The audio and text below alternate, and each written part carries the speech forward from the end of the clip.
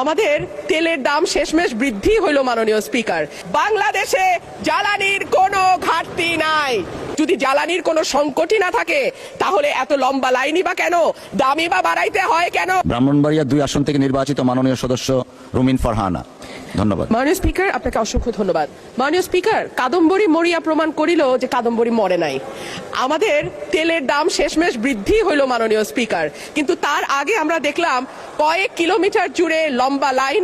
আমরা দেখলাম মাঝরাত পর্যন্ত ড্রাইভাররা দাঁড়িয়ে আছে, তারা তেল পাচ্ছে না, কিন্তু সরকারের সেই ব্যাপারে কোনো হেলদোল নাই।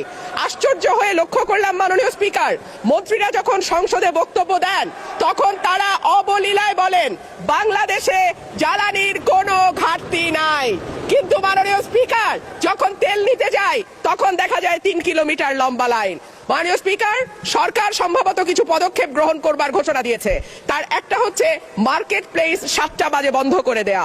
চমৎকার সিদ্ধান্ত মাননীয় স্পিকার, তবে মনে রাখতে হবে কেনা কাটা বা শপিং যেটুকু হয় সেটুকু সন্ধ্যার পরেই হয়, তার আগে হয় না।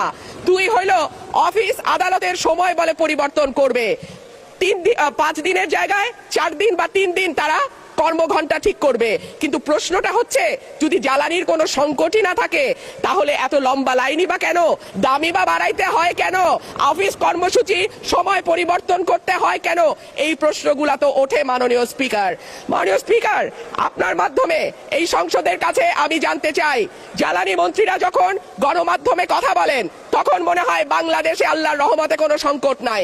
ওনারা যদি পরিষ্কার করে বলেন বাংলাদেশে বর্তমানে কত দিনের অকটেন ডিজেলের মজুদ আছে, কতদিন চলতে পারবে, পাম্পগুলো কেন পর্যাপ্ত পরিমাণ তেল পায় না?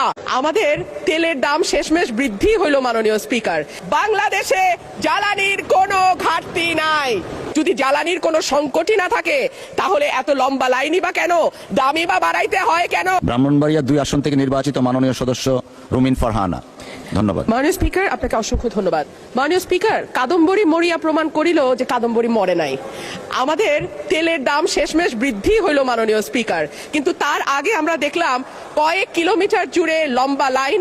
আমরা দেখলাম মাঝরাত পর্যন্ত ড্রাইভাররা দাঁড়িয়ে আছে, তারা তেল পাচ্ছে না, কিন্তু সরকারের সেই ব্যাপারে কোনো হেলদোল নাই।